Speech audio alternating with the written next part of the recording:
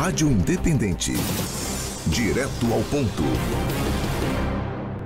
A participação do médico psiquiatra Rafael Moreno, hoje presencialmente aqui no estúdio, para falar de um tema bastante curioso, chama bastante atenção. A semana de 4 dias de trabalho já tem sido uma realidade experimental em países como a Islândia, a Nova Zelândia e o Japão, a própria Espanha também.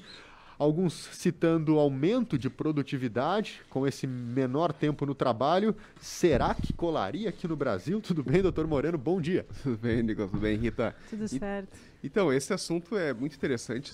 Eu gosto bastante dessa questão da relação da saúde mental com o trabalho. Então, eu estudo isso desde que eu me formei na faculdade em 2005. E naquela época já estava bombando o livro do Domênico De Masi, O Ócio Criativo, onde ele aborda já essa questão do futuro do trabalho, do novo trabalho. E a pandemia fez com que esse futuro do trabalho se acelerasse. E muitas pessoas que trabalham já no setor de serviços, principalmente, tá, que tem a possibilidade do teletrabalho, já estão adotando essas práticas. Uma das práticas realmente é da semana de 4 dias, tá? Onde o indivíduo, ele faz 4 dias seguidos, ou ele trabalha 2 dias e folga 1 dia no meio da semana e depois trabalha mais 2 dias, respeitando o final de semana, certo? O que a gente sabe isso, se a gente for pegar o histórico da CLT, que trouxe vários avanços para o Brasil, tá? A CLT é uma lei ainda antiga, tá? E o trabalho mudou muito desde a CLT. Então, a gente não sabe exatamente hoje se 44 horas de trabalho mental, que hoje é o trabalho do serviço, são trabalhos mentais, será que isso realmente é adequado para preservar a saúde física e mental? A gente vê que com esse monte de encaminhamento, principalmente de problemas de saúde mental para o INSS, de pessoas que trabalham no setor de serviços, principalmente, mostra que talvez 44 horas semanais de trabalho mental seja excessiva para o nosso cérebro. Uma coisa é um trabalho físico, né, de 44 horas semanais, como era na época, né, da CLT, onde as pessoas trabalhavam muito com o corpo.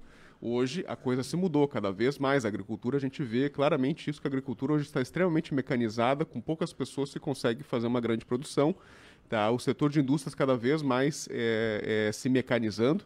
E o setor de serviços agora, com a pandemia, houve um processo de introdução drástica de inteligência artificial, de processos já mecanizados, de sistemas, onde a máquina, né, o computador está trabalhando bastante, ajudando o ser humano a trabalhar menos, certo? E, ao meu ver, isso já tem vários estudos, né, não só dentro da saúde médica, mas também dentro das ciências sociais, mostrando que existe, sim, um aumento da produtividade quando a gente reduz carga horária de trabalho e aumenta o tempo desse indivíduo estar nas questões de lazer, de ócio.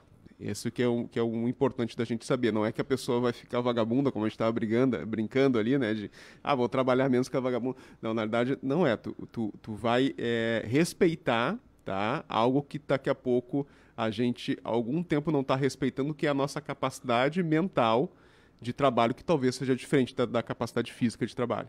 E necessita uma reorganização não só das empresas, né? Também caso isso fosse aplicado, né, de forma total, obviamente que isso não vai acontecer tão cedo, isso de forma total, mas gradualmente, conforme o tipo de trabalho, empresa, enfim, mas uma reorganização também das pessoas, porque nós somos acostumados até então, ou pelo menos a maioria das pessoas, né, daquela questão, né, trabalho de segunda a sexta, não no caso de jornalismo, né, o caso médico também tem outros horários, né, inclusive finais de semana, feriados, enfim, mas num geral, assim, os trabalhos são de segunda a sexta, né, às vezes um sábado, então teria que ter toda uma reorganização mental também da gente, né, para isso, assim. E tem a própria questão cultural, né? Aqui no Sul a gente tem uma cultura muito forte do trabalho, sim, de ter 1, 2 empregos. A característica do estudante é que trabalha de manhã e de tarde, estuda à noite, estuda nos finais de semana. Muitas vezes as pessoas têm mais de um emprego e talvez trabalharia 4 dias em um e 4 dias em outro, pegando aqui na nossa realidade.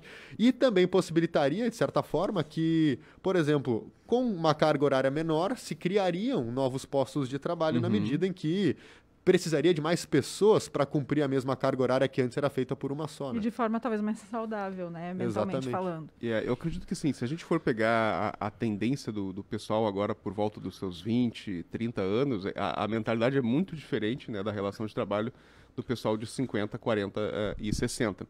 E eu acredito que a pandemia está trazendo um certo choque dessas realidades, tá? Onde a maioria dos empregadores, né, dos chefes, tem por volta dessa faixa etária de 40 a 60 e a carga de trabalho, né, tem por volta de 20, 30, 40 anos, tá? Que vem com essa mentalidade de trabalhar menos, tá? Não preciso ganhar tanto, mas eu quero ter qualidade de vida. É isso que é a questão desta geração. Essa geração não quer ganhar muito, essa geração quer ter qualidade de vida.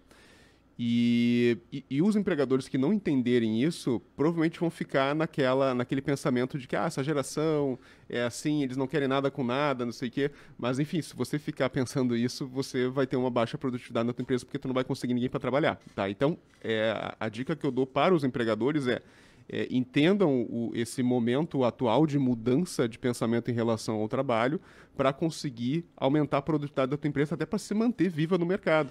Porque hoje a questão das startups que a gente está vendo são pessoas jovens empregando pessoas jovens, tá? E logo, logo viram sócios. Hoje é uma tendência disso.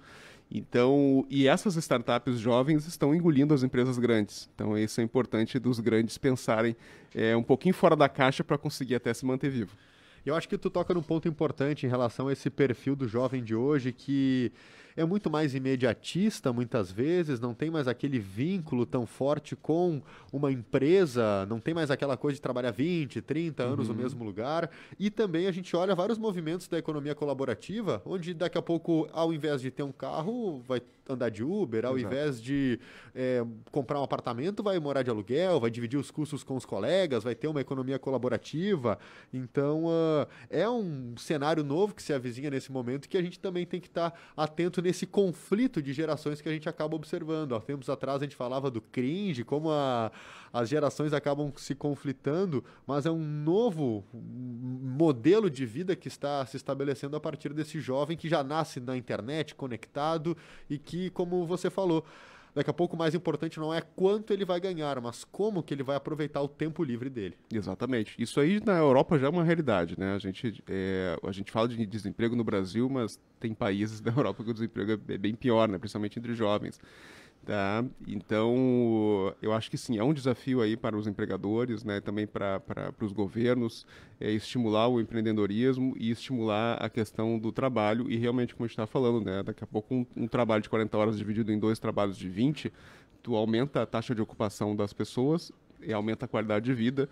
É óbvio que sim, temos que alterar bastante questões contábeis, as questões trabalhistas, que às vezes dividir essa carga horária de trabalho implica em muito tributo, né, que é um problema no nosso sistema brasileiro. Tá? Hoje a gente acabou praticamente falando só de empreendedorismo, coisas novas do trabalho, pouco de saúde mental, mas relação do trabalho com saúde mental é total e se a gente não abrir a cabeça para isso, cada vez mais gente vai estar lá se afastando do trabalho por problema de saúde mental e a gente tem que estar cuidando bastante disso aí. Temos um recado de um ouvinte, deixa eu ver se eu consigo pegar o nome dele aqui. É o Clayton. É o Clayton.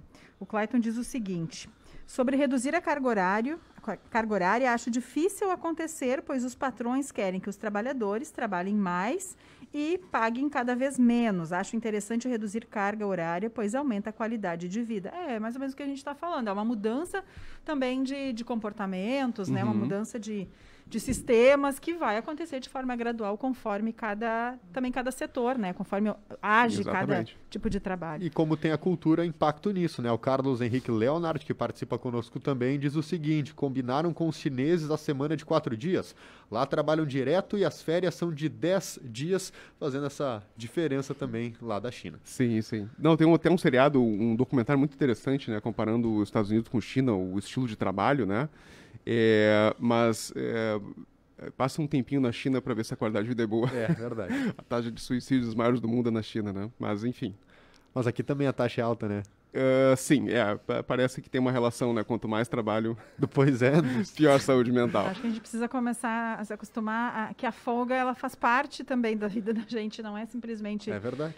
Ela faz parte, é importante, né? É um equilíbrio, né? Não dá também pra gente ficar... tô de folga, não tô trabalhando, não tô produzindo, não estou... Exatamente. Né? Um pouco de culpa que fica aí às vezes. Ficar totalmente sem trabalho também é complicado, não é legal, né? Mas um equilíbrio. E o trabalho tem total relação com a nossa qualidade de vida e a nossa saúde mental. Obrigado.